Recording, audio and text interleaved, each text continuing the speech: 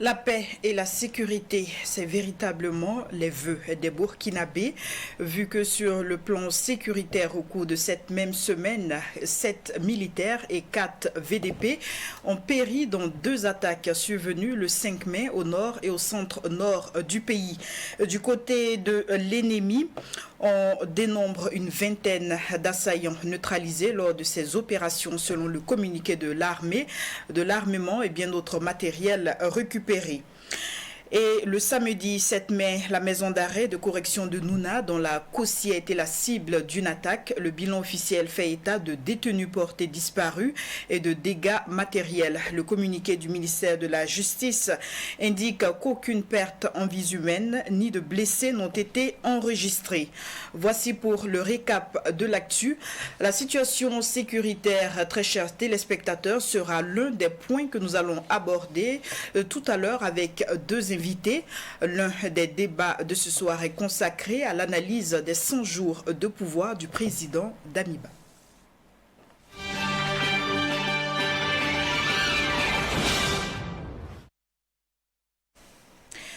Plus de 100 jours maintenant que le président Paul-Henri Damiba est au pouvoir après le coup de force du 24 janvier.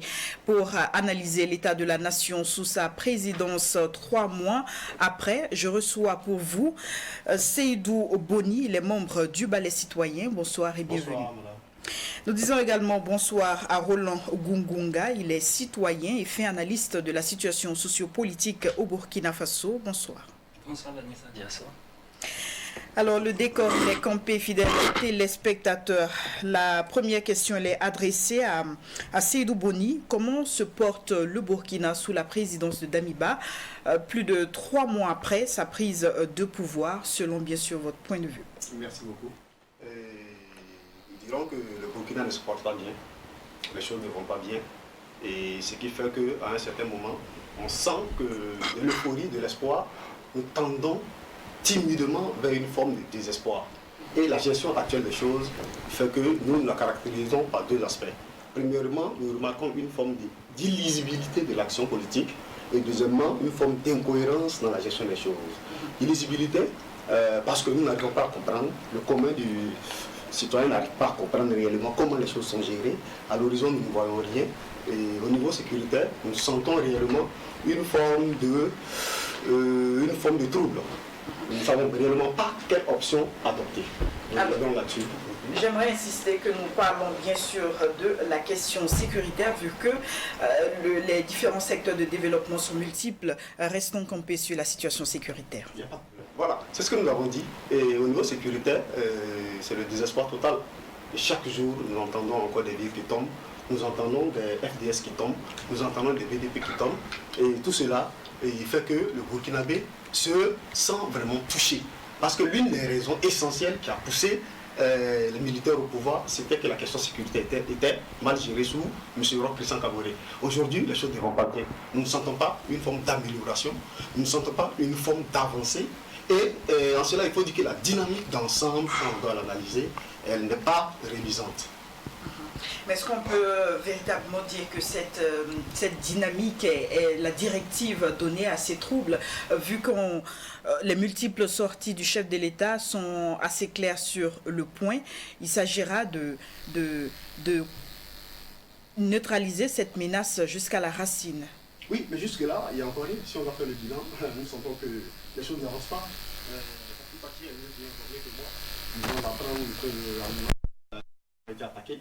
Les gens ont été libérés, les terroristes ont été libérés. Certainement que ces terroristes-là, ceux qui ont été libérés, il y a parmi eux des terroristes qui vont certainement rejoindre ces groupes terroristes-là. Donc pour nous, il n'y a vraiment rien à l'horizon qui nous permette de garder espoir.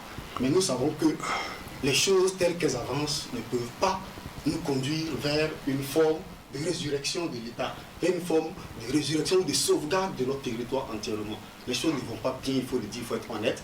Et l'illisibilité se trouve à ce niveau-là. Il y a aussi une forme d'incohérence. Il y a une incohérence totale dans la gestion des choses. Nous ne pouvons pas comprendre comment est-ce que dans un État comme le Burkina Faso, le pays est attaqué. Et il y a des mesures qui tentent à faire appel à des retraités, alors que nous savons que nous avons encore des militaires qui sont dans les missions onusiennes. Nous avons encore des vaillants militaires qui peuvent défendre le territoire. Mais pourquoi opter pour une option qui va encore compliquer les choses? Donc pour nous, réellement, sur le plan militaire, il faut être sincère, il faut être sérieux. Les choses ne vont pas bien et le Burkina va mal. Alors voici donc le point de vue de Seydou Boni. Qu'en est-il de Roland Gungunga? Est-ce qu'on peut véritablement peindre tout en noir 3 mois après la prise de pouvoir de Damiba? Tout en noir, non. Parce que ce que le coup d'État a amené, c'est le coup d'État a ramené de l'espoir. Donc, pendant qu'on était dans une situation où on semblait être parti pour une monopolisation du pouvoir par une personne pour très longtemps. Donc, sur ce plan-là, on a quand même de l'espoir de nouveau. Maintenant, d'une manière générale, je pense que les Burkinabés seraient très mal inspirés de penser que l'armée va pouvoir régler la question sécuritaire. La question sécuritaire engage tout le monde. Vous voyez, dans une région comme la Burkina, donc ces territoires-là se trouvent attaqués par des hommes armés non identifiés. Donc on dit qu'on est en guerre, on ne sait pas contre qui, ainsi de suite. Donc ce sont des questions de population. Donc ça concerne toute la population. Ce n'est pas une histoire de FDS, donc il n'y a pas à s'asseoir et puis à regarder. Non, mais c'est clair que la situation sécuritaire, elle est totalement calamiteuse. Donc ça c'est clair parce que on perd tous les jours des combattants. Oui, des combattants. Bon, il y a des populations civiles aussi, je pense. Donc ce sont des familles qui sont endeuillées, ainsi de suite. La situation est vraiment grave. Maintenant, la question des responsabilités. Donc on a le président Damiba a engagé sa responsabilité sur ce qui va être fait depuis qu'il est arrivé au pouvoir. Non, mais on vient d'une longue période où la question de responsabilité a toujours été diffuse. Donc aussi, aggravé par le fait que les citoyens passent leur temps à vouloir donner des injonctions aux dirigeants. Donc on était habitué à ça sous le pouvoir du président Kaboré. Donc les citoyens, je ne sais pas qui exactement. Donc ce sont des gens qui arrivent à parler beaucoup. Donc ça ne signifie pas qu'ils représentent quelque chose. Ça ne signifie pas qu'ils ont raison. Donc à un moment donné, on dit le président Kaboré fait ça parce que les gens ont demandé. Donc le peuple a demandé et ainsi de suite. Donc ça ne permet pas de situer des responsabilités. Donc j'ai l'impression qu'on est en train de continuer dans la même dynamique. Donc, moi, à mon avis, on ne pourra pas gagner cette soi-disant guerre-là. C'est même pas on a déclaré la guerre à qui. C'est à l'État islamique, Al-Qaïda. Tout ça, c'est pas identifié. Donc, il faut qu'on puisse identifier un problème. Si on est en guerre, on est en guerre contre quelqu'un. Maintenant, la guerre, là, ce n'est pas forcément un truc, ce n'est pas forcément à l'armée de mener la guerre. Non, on a parlé de la guerre du Bani Volta. Il n'y avait pas armée. Si vous voulez, l'armée qu'on a actuellement. Il n'y a pas que l'armée qui est sur le front, il y a des volontaires qui sont sur le front. Oui, bon, et qu'on appelle des supplétifs de l'armée, si je ne me trompe pas. Oui. En fait, d'une manière générale. Oui. Il reste des civils. Oui, bon, tout ça, ça pose problème. Je ne sais pas pourquoi eux, ils sont censés être civils, les autres sont militaires. C'est quoi la différence de leur statut? Oui, d'une manière générale, que ce soit l'armée, que ce soit l'administration, d'une manière générale, c'est la continuité de l'État colonial. Oui. Donc c'est peut-être à ce niveau qu'on doit se poser des questions. Vous voyez, la question sécuritaire est intimement liée à deux autres aspects. Il y a d'abord la question institutionnelle. Donc, ce qui s'est passé depuis le coup d'État est extrêmement grave. Donc, on a défait les institutions du Faso et on les a, reconstruites en quelque temps. Donc, pour le président du Faso, c'était une question de jours. Oui. Avec la prise de l'acte fondamental, vous voulez dire? Non, avec le coup d'État. Voilà. Donc, on avait un président, oui, donc il a été déchu. On a un nouveau président. C'est une question de jours. Donc, après, on a même une assemblée qui a été mise en place. Donc, en l'espace de quelques semaines. Donc, ça montre que ce sont des institutions qui sont très fragiles. Voilà. Alors, merci Roland Gungunga. Je reviens à Seydou Boni. Vous disiez tantôt que sur le plan sécuritaire, des actions n'ont pas été menées, en tout cas difficilement. Sans doute que vous étiez cela par le fait qu'il y a des villes comme Djibo qui sont actuellement dans le dur. Oui, c'est la réalité, c'est l'actualité. Et il faut le dire, chaque jour que Dieu fait, il y a une attaque quelque part. Il y a des FDS qui tombent, il y a des VDP qui tombent, il y a des populations qui se déplacent. Donc tout cela, ça ne peut pas nous amener à croire que les choses vont bien, les choses vont mal. Il faut le dire réellement. Quand on dit que les choses vont mal, ce n'est pas dans l'intention de nuire ni d'attaquer quelqu'un, mais c'est la réalité. Nous savons que les choses ne vont pas bien et nous disons que la dynamique que nous avons entamée, la dynamique que le MPCR a entamée, n'est pas la bonne parce qu'elle ne nous permet pas de comprendre réellement quelle option adopter et ne nous permet pas de comprendre réellement comment créer de l'espoir au sein des populations. Il faut le dire, je suis tout à fait d'accord avec lui quand il dit que la guerre n'est pas l'affaire des militaires. Oui, c'est l'affaire de tout le peuple burkinabé. C'est l'affaire des civils, c'est l'affaire des militaires, c'est l'affaire aussi et surtout des politiques et de ceux qui ont actuellement en charge l'État. C'est à eux de prendre les choses en main, c'est à eux de s'assumer, c'est à eux de donner la ligne à suivre. Et tant qu'ils ne donneront pas réellement des points sur lesquels nous pouvons les suivre, nous ne pensons pas que nous pouvons aller de l'avant. Et nous le disons, il faut être sérieux. Ce combat-là est en train de virer à une forme de désespoir au niveau des populations. Alors pour revenir justement à la guerre qui se mène au Burkina, est-ce que la difficulté de lutter contre ne réside pas dans le fait que ses origines même, on a du mal à les cerner?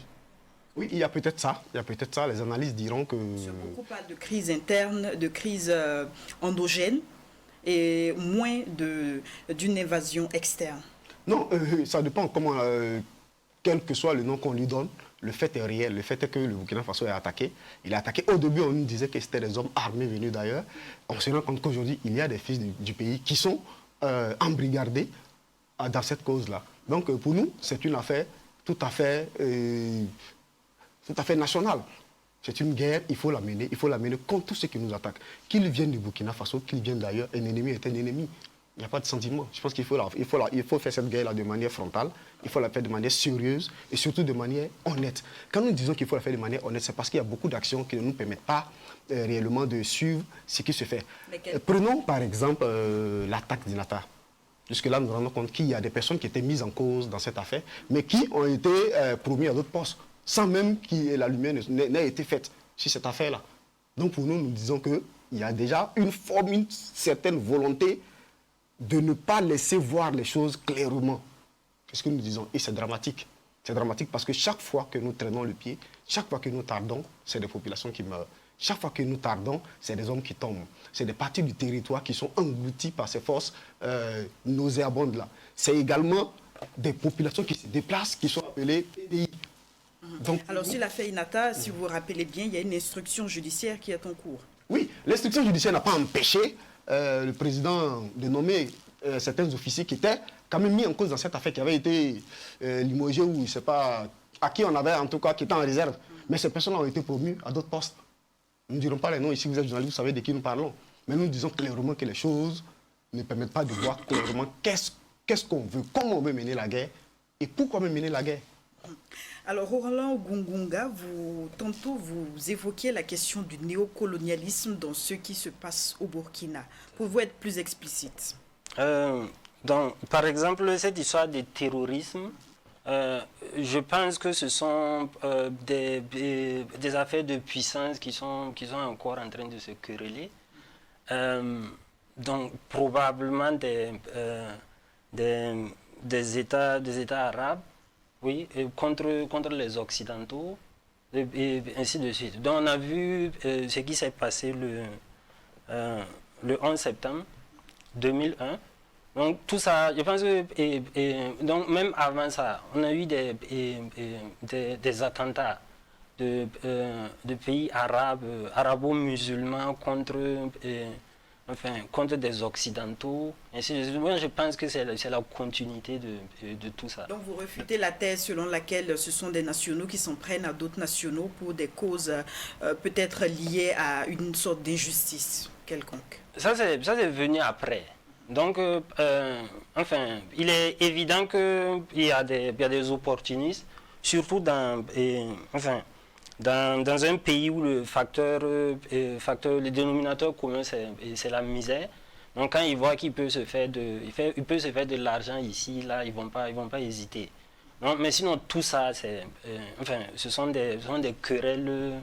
Des querelles de puissance et de pseudo-puissance qui nous intéressent pas.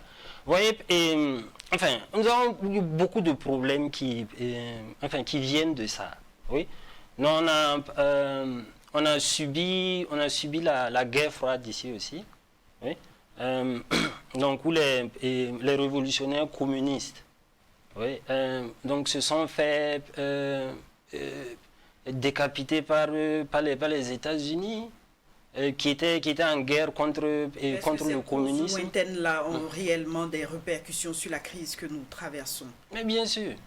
Mais tout a commencé comme ça. On dit que les armes des terroristes, là, c'est venu de la Libye, c'est ça?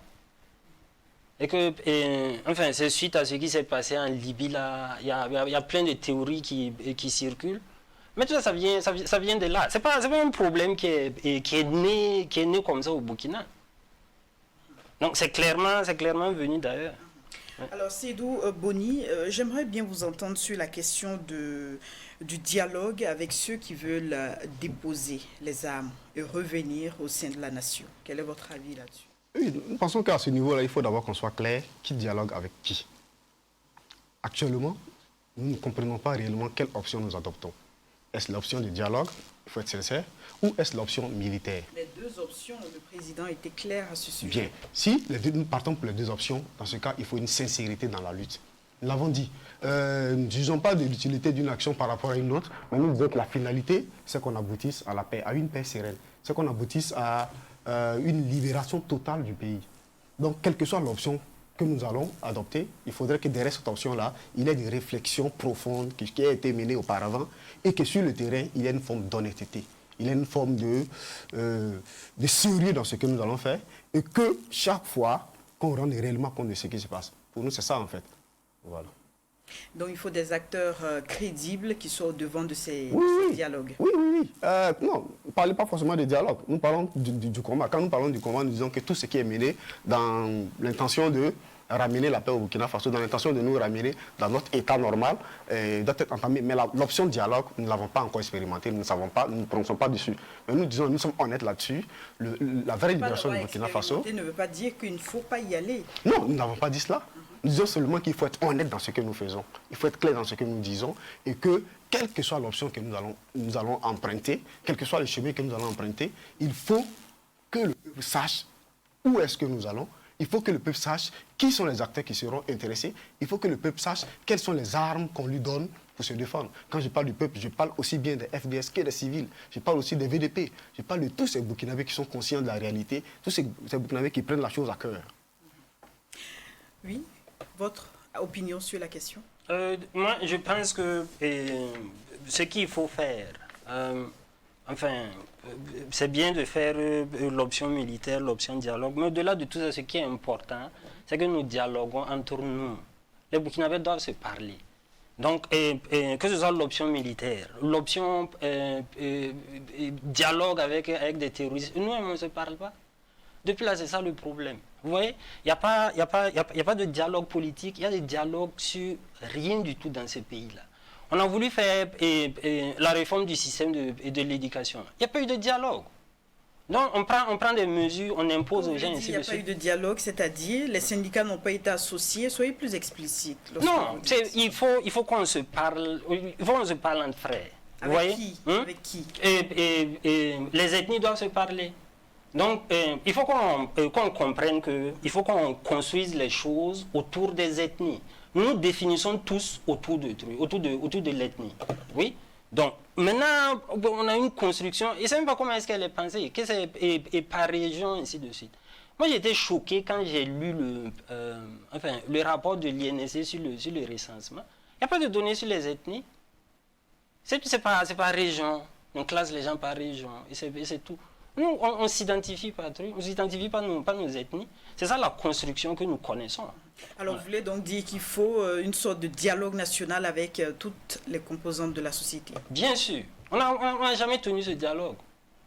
On n'a jamais tenu ce dialogue. Et on fait que suivre la construction que le colon a mis en place pour nous. Voilà. Et c'est là où on arrive aux limites. Il faut qu'on se parle. Et selon vous, comment ce dialogue peut s'organiser? Est-ce qu'il faut envoyer des représentants des différentes communautés ou bien comment est-ce que cela peut s'organiser? Ça peut s'organiser déjà en organisant un colloque sur la guerre du Bani Volta. Parce que, beaucoup pensent que c'est ce qui est à l'origine de la création de la colonie de Haute-Volta. Donc on peut commencer déjà par là. Et après, on verra comment est-ce que les différentes ethnies pourront se parler pour envoyer des représentants maintenant pour un dialogue national. Seydou Boni, est-ce que la proposition elle est envisageable? Bon, parler de dialoguer, il faut savoir avec qui dialoguer. Quand il parle de dialogue national, pour nous, nous ne menons pas le débat dans ce sens-là. Nous disons que réellement, les gens ont pris le pouvoir parce qu'ils estimaient que les choses n'allaient pas bien. Et c'est à ces hommes-là de tracer la ligne. C'est à ces hommes-là de proposer le schéma dans lequel ils veulent amener le Burkina Faso. Mais quand nous voyons les choses, nous disons que le bilan, quand on parle du bilan du MPSR, ce n'est pas seulement militaire. Il y a aussi plusieurs options. Mais l'option qui retient l'attention des gens, c'est l'option militaire. C'est parce que c'était l'argument phare qu'on avait brandi. Aujourd'hui, on se rend compte que les choses ne sont pas si faciles que ça. Donc nous disons qu'il n'y a aucun acte matériel, symbolique, qui puisse nous permettre de croire qu'aujourd'hui, les choses vont aller à l'avant. Alors très rapidement, nous allons évoquer l'autre point qui porte sur la modernisation de l'administration publique. À ce niveau, il y a quand même eu des décisions fortes qui ont été prises. Alors quelle est votre opinion? Oui, il y a eu quand même beaucoup de décisions. Et certaines décisions sont salutaires. Et nous disons que jusque-là, ce ne sont que des décisions. Nous attendons réellement leur application et l'effet que cela fera. D'abord, il faut dire que notre administration a besoin d'une forme de toilettage. Nous sommes tous d'accord là-dessus. L'administration a besoin d'être dépolitisée, l'administration a besoin d'être modernisée, l'administration a besoin d'être plus efficace. En cela, il n'y a pas d'autre moyen que la gestion de l'État par l'exemplarité. C'est ce que Thomas Sankara a fait, c'est ce que les grands hommes font. Et tel que le président gère ce pays, tel que les politiques, tel que le gouvernement gère les choses, cela aura un reflet sur l'administration. Voilà. Donc, je retiens qu'il y a des points positifs. Oui, on n'a pas dit que tout est forcément noir, mais nous disons que l'option militaire, nous disons que sur le plan militaire, il n'y a pas d'espoir réellement qui est suscité. Voilà. Sinon, sur d'autres plans, on peut quand même dire qu'il y a eu de l'avancée. Voilà. Il y a eu quand même des mesures au niveau de la fonction publique qu'on peut saluer. Roland Ngungunga. Bon, moi, je pense que c'est le même problème avec la sécurité, là. Donc, on pense que les FDS vont aller, tuer du terroriste et que ça a réglé le problème. Je pense que c'est plus complexe que ça. Oui. C'est la même chose. Ici, on a confié des audits à la SELC pour lutter contre la corruption. La corruption, le terrorisme, ce sont des problèmes extrêmement graves. Donc, la SE ne pourra pas régler ce problème-là. Donc, ce sont des problèmes sociétaux et extrêmement graves et très profonds. Voilà. C'est trop important pour qu'on pense que la SE pourra régler ça à travers des audits. Début à tout. Tout ça, la solution, c'est le dialogue. Donc, on ne pourra pas faire lutter contre la corruption, il faut dialoguer. Mais bien sûr. Bien sûr, il faut mobiliser encore nos ethnies pour ça. C'est là où les choses vont se passer. Oui. Donc, vous voyez ces trucs, si vous, au niveau de votre ethnie, on vous dit c'est pas bon d'être corrompu. La probabilité que vous soyez corrompu, elle est très faible. Mais c'est une affaire de LCE qui va faire audit et puis on va envoyer juger des gens, ainsi de suite. Et puis, tous ces systèmes-là, c'est pas fait pour nous. Voilà. Le colon a mis en place son système pour pouvoir nous administrer. Est-ce que ce n'est pas une fuite en avant de tout reverser sur le colon? On n'en est plus là. Il y a des lois qui doivent être appliquées. La corruption, elle est à ce niveau. Les lois sont votées par une assemblée qui a été défaite et reconstituée en quoi, 2 mois. Oui. C'est pas même l'assemblée qui était là. C'est pas quelque chose de sérieux. Sinon, vous pensez qu'on peut les défaire et puis les remettre en place comme ça? Non. Le système n'est pas bon. Il faut le reconstituer. Il faut mettre en place des institutions qui nous servent. Alors, merci très chers invités. Nous allons donc vous libérer et poursuivre cette émission avec le volet qui porte sur la mine de Perquois. Mais bien avant, fidèles téléspectateurs, je vous propose de suivre le Ils ont dit. C'est dans un contexte de crise de gouvernance qu'un groupe de militaires se réclamant du mouvement patriotique pour la sauvegarde et la restauration, MPSR, a renversé le 24 janvier le président élu, Roch Marc Christian Kaboré, et réélu au premier tour des élections couplées de novembre 2020 avec 57,87% des voix. Une réélection qualifiée par ses partisans de Tako Kele.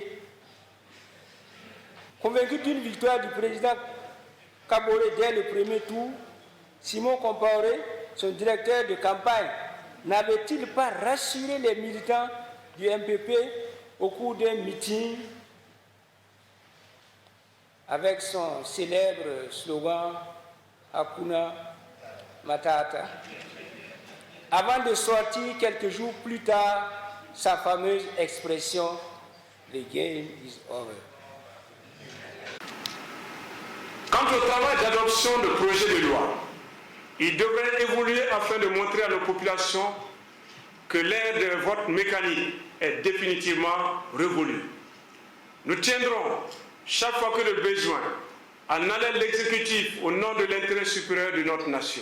De plus en plus, les gens se contentent de ce qu'ils trouvent sur les réseaux sociaux. Je dis parfois que les réseaux sociaux sont à l'information, c'est que le fast-food est à la restauration, mais malheureusement, nous avons de plus en plus de citoyens qui se contentent du fast-food, voilà, de la restauration rapide, et qui ne cherchent pas de l'information de qualité. Parce que ce qu'ils trouvent suffit à leur bonheur. Tous les Burkinabés à l'unisson doivent s'engager dans ce combat national pour que nous retrouvions les valeurs qui ont fait de cette nation une nation forte, unie et solidaire. On s'est entendu donc sur l'essentiel et qu'il n'y ait pas lieu que vous, journalistes, vous soyez là chaque jour que vous passez à la télé pour attaquer. Vous-même, vous êtes divisés, c'est pas normal. Vous devez être des partisans neutres. C'est vous qui envenimez la situation. Moi, je préfère vous dire ça, même si vous allez m'insulter après dans les réseaux, dans vos... Quand on voyage, vous partez, non? Quelquefois, vous partez. Si vous créez une situation difficile ici, là, est-ce que vous allez voyager? Donc, laissons tomber ça. Hors subvention, le prix du NPK, le sac de 50 kg serait à environ 35 000 francs CFA. Le gouvernement a décidé de le subventionner pour que le sac soit vendu aux cotonculteurs à crédit à 16 000. Le prix de l'urée, 50 kg, serait vendu à plus de 37 000, sans subvention. Le gouvernement a décidé également de le subventionner pour qu'il soit vendu à crédit à nos cotonculteurs à 16 000. Le prix du traitement insecticide classique pour 1 hectare serait en gros 6 000. Et le gouvernement a décidé de le subventionner pour que ce traitement soit vendu à 3 800. Et enfin, l'insecticide de spécialité est subventionné pour que le traitement à l'hectare soit effectué à 7 000 francs CFA. Plus de 3 semaines maintenant que les familles des 8 miniers bloqués dans les sous-sols de la mine de Perquois sont inquiets et sans nouvelles de leurs proches.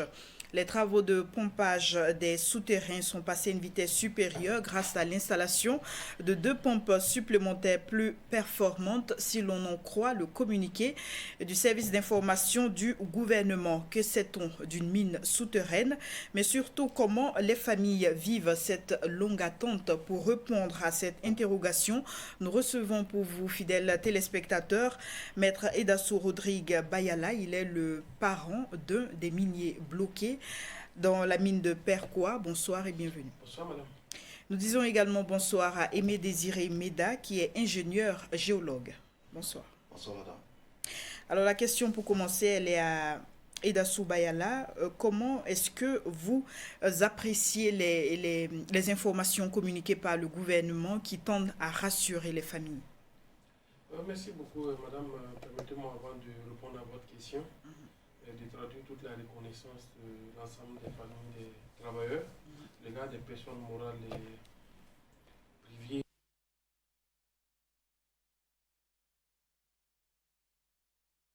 Effectivement, depuis le 16 avril, cela fait 23 jours aujourd'hui, que nous avons qui sont coincés dans la mine de zinc de Perquois. On nous parle d'une profondeur de 700 mètres. Aujourd'hui, les informations que nous avons, les richesses se trouveraient autour de 520.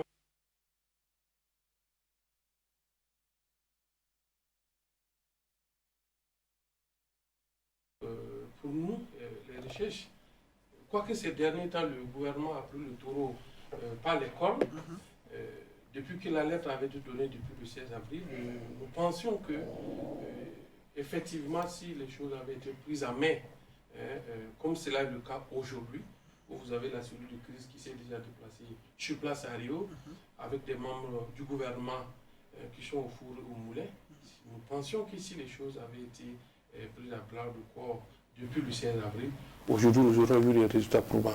Mais ceci étant, ce n'est pas le moment d'avoir un droit accusateur, parce que ce que nous souhaitons aujourd'hui, c'est qu'on retrouve le plus vite nos frères.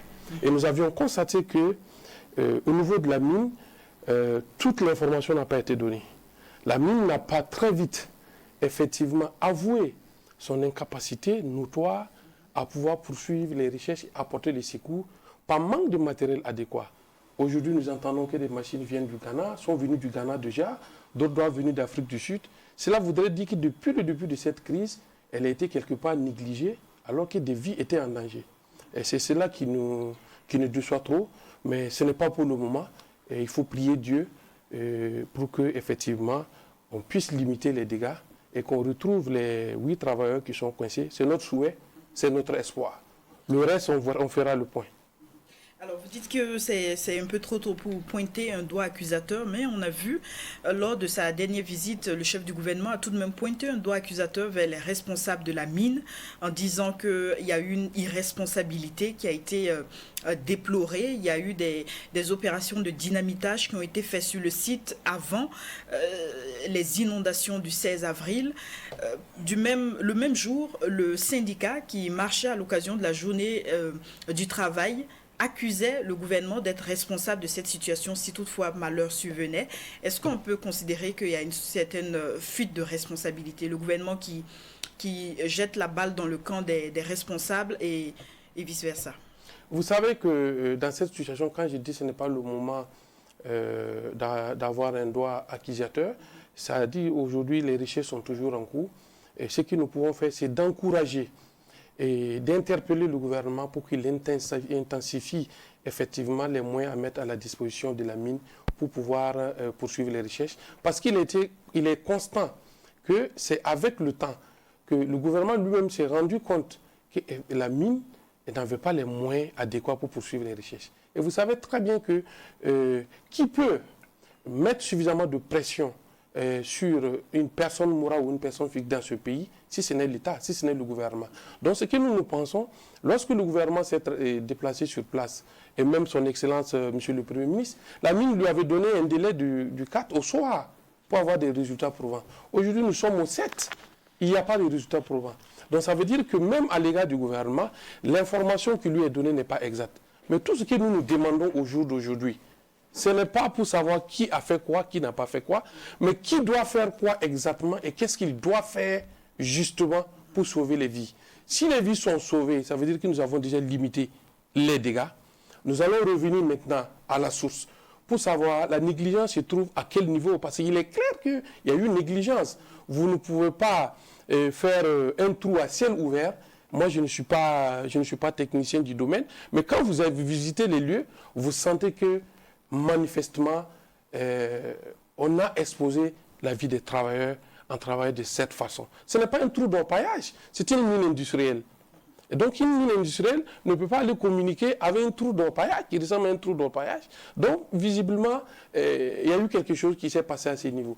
Mais nous ne nous attardons pas sur ça pour le moment, parce que c'est sûr que l'autorité administrative a ordonné une enquête administrative. Il est clair également que les familles des victimes ont déposé une plainte au niveau judiciaire qui suit son cours. Ça veut dire que les responsabilités vont être situées. Les sanctions qui doivent être prises mais nous demandons aujourd'hui que le temps que nous avons mis, c'est depuis le 5 que les familles des victimes ont décidé de ne plus quitter le Haut-Commissariat des Réaux et d'y faire leur siège jusqu'à ce qu'on puisse extraire du sous-sol les frères. C'est depuis lors que nous avons senti que les choses sont en train de s'accélérer. Vous comprenez pourquoi nous disons que l'intervention du gouvernement aurait pu être tôt et la pression suffisante, que nous serons à des résultats probants au jour d'aujourd'hui, 23 jours après. Parce que nous voyons comment les choses s'accélèrent. Même pour que les pompes viennent, il faut de la diplomatie étatique pour accélérer la venue des pompes au niveau de Ouagadougou. Donc vous comprenez très vite que si l'information avait été suffisante, si le gouvernement avait pris ses responsabilités en prenant le taureau par les cornes dès le 16 avril, je crois que nous ne serons pas à cette situation où d'ailleurs le délai qu'on nous a donné pour le sauvetage est largement dépassé. Absolument, le délai qui était du 5 mai. C'est ça. Alors, Aimé Désiré Méda, ingénieur géologue, vous êtes là pour nous apporter l'œil du technicien. C'est quoi une mine souterraine? Merci pour la question, Madame Diazo, et merci à la télévision Burkina Info pour l'invitation. Avant tout propos, vous me permettrez d'adresser une pensée pieuse à ces 8 mineurs qui sont toujours coincés sous la mine de Perquois et de témoigner ma solidarité aux familles respectives, à leurs collègues et au secteur minier burkinabé de façon générale. Pour revenir à votre question, la mine de façon générale, c'est l'exploitation souterraine de substances minérales. Et nous avons 2 sortes de mines. Nous avons la mine à ciel ouvert et la mine souterraine. La mine souterraine, quant à elle, c'est un immense réseau de tunnels verticaux et horizontaux qui permettent d'atteindre en fait un gisement minier. Et lorsque le minerai est extrait, il est remonté en surface par le puits d'accès et en fait acheminé au concentrateur. Une mine souterraine compte 3 principales parties, je dirais 3 principales infrastructures. Nous avons la rampe d'accès, qui est un long tunnel en spirale qui communique avec tous les niveaux de la mine. Nous avons comme deuxième infrastructure les galeries, qui sont en fait des tunnels qui permettent d'accéder directement aux minerais. Et nous avons enfin le puits d'accès, qui est un passage vertical par lequel le minerai en fait remonte, et c'est par ce passage aussi que l'on fait descendre le personnel, c'est par ce passage aussi que l'on fait acheminer la machinerie et l'équipement nécessaire en sous-sol. Je dirais que le puits d'accès est tout simplement la colonne vertébrale de la mine. Voici ce que l'on peut dire de façon brève sur une mine souterraine. Et au Burkina, il existe combien de mines souterraines? Au Burkina, à l'étape actuelle, nous comptons 3 mines souterraines en exploitation et 3 autres qui sont en phase d'étude et ou construction. Alors, qu'est-ce qu'on doit savoir sur la mine de Perquois? La mine de Perquois, il faut noter déjà que c'est une mine qui est entrée en production depuis 2013 pour une durée de vie de 12 ans. Et ce qui veut dire que nous sommes presque en période de vie pour cette mine. Normalement, en 2025, en fait, les réserves devaient être épuisées. Et c'est une mine qui exploite du zinc sous forme de concentré, c'est-à-dire que l'on extrait le minerai, que l'on traite, on concentre, mais on n'obtient pas le zinc métal. Et en fait, ce concentré est d'abord transféré en Afrique du Sud par les ports des pays voisins, notamment la Côte d'Ivoire, et ensuite transféré vers le Canada. Et cette mine a commencé d'abord par une exploitation à ciel ouvert, avant d'entamer une exploitation souterraine. Et aujourd'hui, nous sommes à 730 mètres de profondeur par rapport au terrain naturel. Et c'est une mine qui est située à 130 km de Ouagadougou, dans la commune, dans la province du Sangué. Voilà, vous suivez certainement l'évolution de l'actualité. Est-ce que vous estimez qu'on aurait pu éviter ce qui s'est passé? Oui, toute chose en fait en la matière, après le drame, c'est toujours évitable lorsque l'on analyse, et il y a une enquête en cours. L'enquête aussi va révéler certaines choses. Mais déjà, ce qui nous parvient comme information, c'est que en fait, la mine a procédé à un abattage à l'explosif au niveau de sa fosse à ciel ouvert. Alors qu'il se trouve qu'au niveau de cette fosse-là, on avait laissé un banc, en fait un mur comme protection, comme en fait comme une sécurité. Et il se trouve aussi que ce banc qui était laissé comme protection, c'est un banc en fait minéralisé de haute teneur. Donc la mine a procédé en fait à l'abattage pour extraire en fait ce minerai. Donc du coup l'explosion en fait a créé une brèche qui a entraîné une communication entre les installations souterraines et la mine en fait à ciel ouvert qui est bien au-dessus. Avec la pluie diluvienne du 16 avril, en fait l'eau a trouvé un chemin naturel pour se retrouver au niveau de la mine souterraine, et c'est ce qui a provoqué l'inondation. Donc ce qui pouvait être évité, c'est ce banc en fait s'il n'avait pas été traité. En fait, nous n'en serons pas en fait à ce niveau. S'il n'avait pas été exploité, du moins, nous n'en serons pas en fait à ce niveau. Et ce que l'on sait aussi, c'est que l'explosion, en fait, l'abattage au dynamitage est confié à un sous-traitant. Le premier sous-traitant d'abord qui était là, c'était jusqu'en 2017, et la mine a procédé en fait à un changement de sous-traitant. Je ne vais pas citer de nom pour ne pas faire de publicité. Et donc, lorsqu'on va aussi sur le site de ces deux sociétés, les coûts des prestations en fait sont différentes. C'est-à-dire la deuxième société en fait avait un coût bien plus avantageux. Et aussi, elle a moins d'expérience que la première, en fait, qui était chargée de l'abattage, en fait, à l'explosif. Donc, je pense aussi qu'au niveau de l'enquête, il faut regarder à ce niveau. Est-ce que ce n'est pas un choix purement économique au détriment, en fait, du choix technique? Donc, je pense qu'il faut voir aussi à ce niveau. Et vu que nous avons d'autres mines aussi souterraines, voilà, en fait, ça pourrait servir aussi de cas d'école. Absolument. Lors du Conseil des ministres, Edassou Bayala, le porte-parole du gouvernement évoquait le fait qu'il y avait une sorte de zone d'aération qui permettait toujours à ceux qui sont dans les galeries de respirer. Est-ce que cette information suscite de l'espoir au niveau des familles, vu que depuis plus de 23 jours, on n'a aucune nouvelle sur les différents miniers? Merci beaucoup, madame. Je pense de toute façon, nous n'avons pas autre chose que l'espoir. Et nous avons toujours l'espoir. Mais les questions qui se posent et auxquelles on n'a pas encore aussi de réponse, c'est de savoir, puisque depuis que les 8 travailleurs ont été bloqués le 16, il n'y a plus eu de contact avec l'extérieur. C'est de savoir si effectivement ils ont pu avoir accès à cette fameuse salle de refuge. Ça, c'est le premier point. Nous l'espérons bien.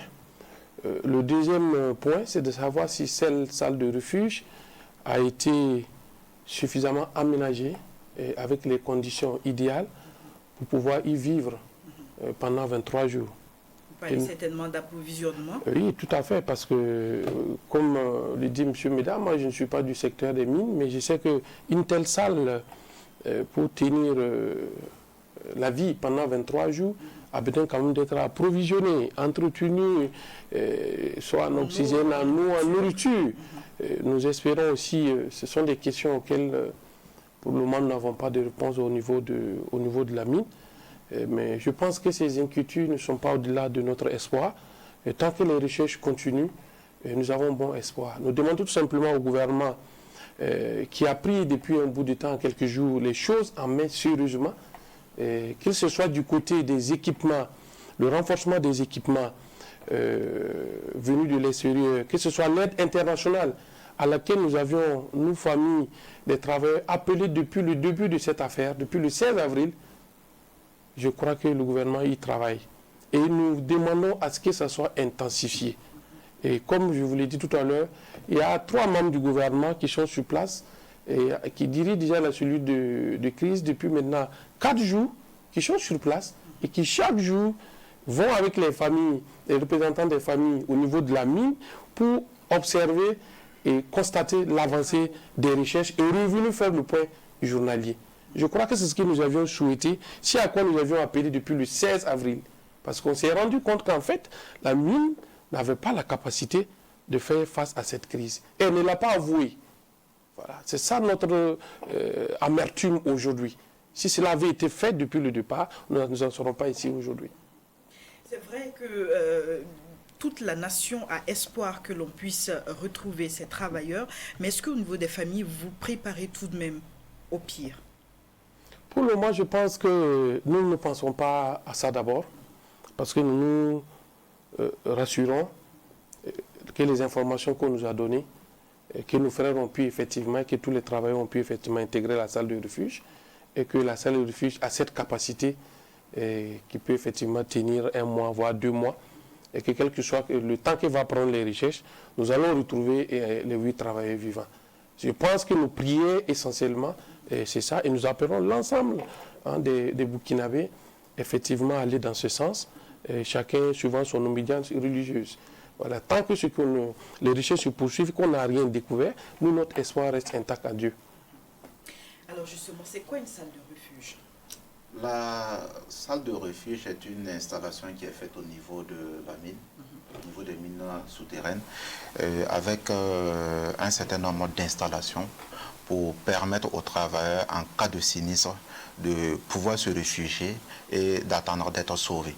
Donc c'est une salle dans laquelle on prend en fait les dispositions nécessaires pour en fait constituer un stock d'eau et de nutriments. C'est beaucoup plus des concentrés alimentaires, hein. Ce n'est pas pour, c'est vraiment pour, je dirais, les besoins en fait de l'organisme. Et aussi, il y a aussi de l'oxygène aussi qui est prévu au niveau de la salle de refuge. Mais pour revenir par rapport à ce que le gouvernement dit par rapport à la jauge d'aération qui est toujours fonctionnelle, il faut dire que déjà à une certaine profondeur sous la terre, il fait extrêmement chaud. Donc cette jauge d'aération, en fait, qu'on appelle aussi, c'est un système en fait de ventilation qui est d'abord chargé de maintenir déjà les travailleurs dans des conditions en fait de température acceptables et aussi d'approvisionner l'oxygène aussi. Mais au niveau aussi de la mine souterraine, il y a des dispositions qui sont prises pour que l'on puisse avoir des bouteilles d'oxygène au cas aussi où en fait, l'oxygène ne parvenait pas normalement. Mais ceci étant en fait cette jauge d'aération qui est toujours en fait fonctionnelle, vraiment en fait une bonne nouvelle, c'est un espoir parce que ça nous rassure au moins que les travailleurs sont dans des conditions au moins tenables.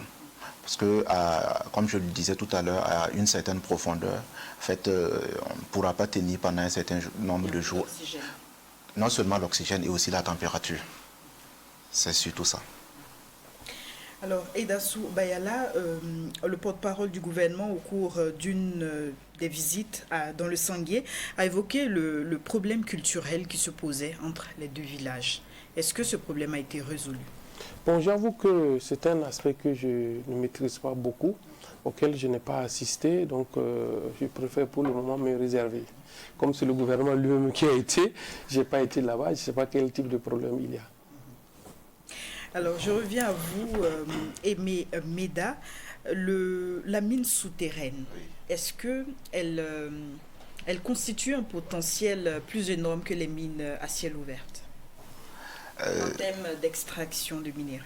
En termes d'extraction de minerais, en fait, ce n'est pas lié au potentiel. On ne choisit pas délibérément en fait d'aller vers une mine à ciel ouvert ou une mine en fait souterraine. Il y a plusieurs paramètres en fait qui commandent, qui dictent en fait le mineur à partir vers une exploitation à ciel ouvert ou une exploitation souterraine. Parmi ces paramètres-là, il y a déjà la profondeur du gisement. À quelle profondeur est-ce que se trouve le gisement? Et généralement, les mines à ciel ouvert, c'est pour des gisements qui sont ancrés entre 0 et 400 mètres de profondeur. Maintenant, lorsque le gisement va à des profondeurs bien plus élevées, au-delà de 400 mètres, ce qui est le cas aussi de Perquois, en fait, on est obligé d'aller vers une exploitation souterraine parce que le mort terrain que nous devons déblayer afin d'accéder au gisement fait que le projet n'est plus rentable. Donc c'est ce qui dicte surtout, c'est les paramètres en fait géométriques comme je vous ai cité et aussi des paramètres économiques. Mais économiquement parlant, est-ce que la mine souterraine nécessite plus d'investissement que l'autre? Oui, naturellement, la mine souterraine nécessite bien plus d'investissement que la mine à ciel ouvert. Comme je vous ai dit tout à l'heure, en fait, on va bien plus en profondeur et il faut aussi des installations supplémentaires. Vous voyez, la mine à ciel ouvert, on est en contact direct avec l'atmosphère. Pour la mine souterraine, il faut des installations pour acheminer déjà l'oxygène vers en fait la mine. Le contact entre en fait la mine et l'atmosphère, ça se fait en fait par des puits. Et on a les puits d'aération, les puits d'accès et bien d'autres.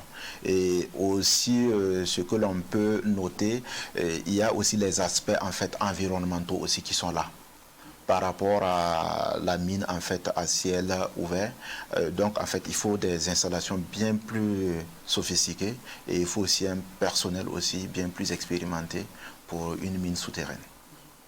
Alors, je reviens à vous pour ce qui est de la solidarité, l'élan de solidarité autour de la recherche de ces 8 travailleurs. Est-ce qu'au niveau du Sanguier, vous sentez cette solidarité agissante là?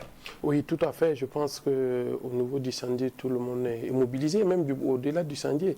Nous voyons que c'est l'ensemble du Burkina qui est mobilisé, autour de ces 8 travailleurs. La preuve que nous en parlons sur votre plateau ce soir, c'est une des actions qui permet également à tous les Burkinabés de savoir qu'il y a quelque chose qui se passe quelque part au Burkina Faso et qui se passe dans la province du Sanguier. Le gouvernement, comme je vous l'ai dit, depuis un bout de temps, a effectivement, après sa visite du 23 avril, c'est-à-dire une semaine après les événements, le 16 avril, le gouvernement a eu une délégation qui a visité le lieu. Ensuite, le 30, avec à sa tête son Excellence, Monsieur le Premier ministre. Et depuis 3 jours, comme je vous le dis, il y a des membres du gouvernement qui sont sur place à Réau pour effectivement assister aux travaux de recherche. Et l'ensemble de la population du moins est mobilisée autour des familles pour leur apporter soutien moral et réconfort en entendant les recherches. Mais c'est comme nous le disons, toutes ces actions auraient pu démarrer très tôt et peut-être qu'on aurait des résultats à ce jour. Mais ce n'est pas tard, il faut toujours l'intensifier. Il faut que tout ce qui manque pour sauver les vies de ces 8 travailleurs-là, il le faut pour le sauver, parce que 8 vies, c'est quand même 8 familles en danger. Même une seule vie, ailleurs, un enfant dans un puits ou sur un toit mobilise toute la République. Voilà. Ici, nous avons 8 vies qui sont en danger, et depuis 23 jours. Donc, nous pensons qu'aujourd'hui, en tout cas en tant que parents des familles de ces travailleurs-là, nous ne nous sentons pas abandonnés, que ce soit du côté des proches parents, du côté de la population et de l'ensemble des Burkinabés qui en parlent, mais également du côté du gouvernement. Alors vous dites que les familles ont élu au domicile au niveau du siège même du comité de crise.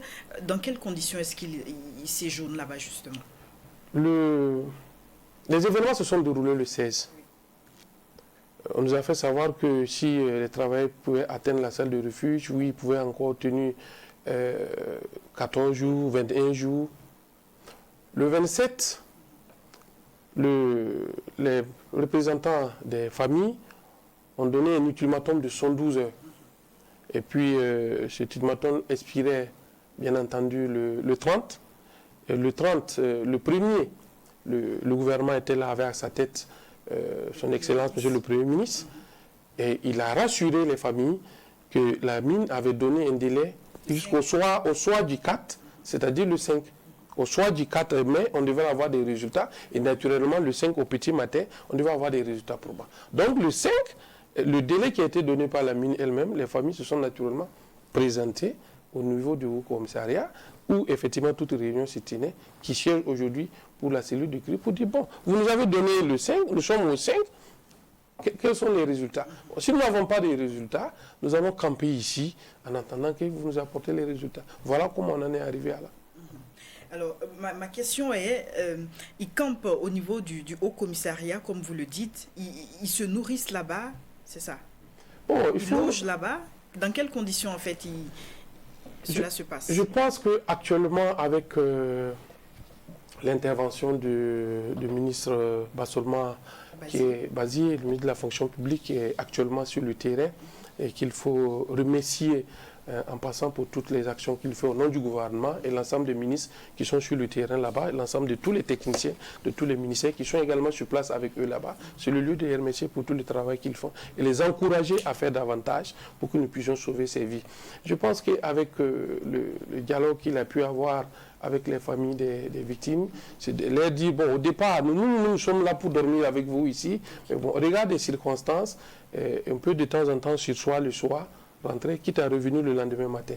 Je pense que c'est ce consensus-là qui a été trouvé pour que les familles ne campent pas là-bas la nuit, parce que les circonstances ne sont pas réunies pour dormir. Sinon, si c'est concernant la nourriture, je ne pense pas que l'air à la nourriture, si vous arrivez au commissariat des Rio, moi je viens des Rio tout à l'heure, j'y étais aux environs de 11h, 12h, et je crois que ce n'est pas ça le primordial, le moral vraiment. À la limite, si on ne supplie pas les familles et certaines personnes très proches, telles que les épouses par exemple, pour qu'elles puissent boire de l'eau. Parce que vous êtes dans une situation qui est moralement insupportable. Et le hic, c'est que nous n'avons pas, jusqu'à présent, nous l'avons dit depuis cette crise, il n'y a pas de prise en charge psychologique. Donc les proches parents souffrent énormément de cette situation. Vous attendez sans rien attendre, vous ne savez pas qu'est-ce que est advenu vraiment à votre époux qui est sorti pour aller travailler. Donc, et finalement, l'anxiété que ça crée, le poids moral et tout ça, ça crée quand même des situations insupportables et c'est très alarmant. Merci à Edassou Rodrigue Bayala, aussi merci à Aimé Meda, avec qui nous avons évoqué l'affaire Perquois.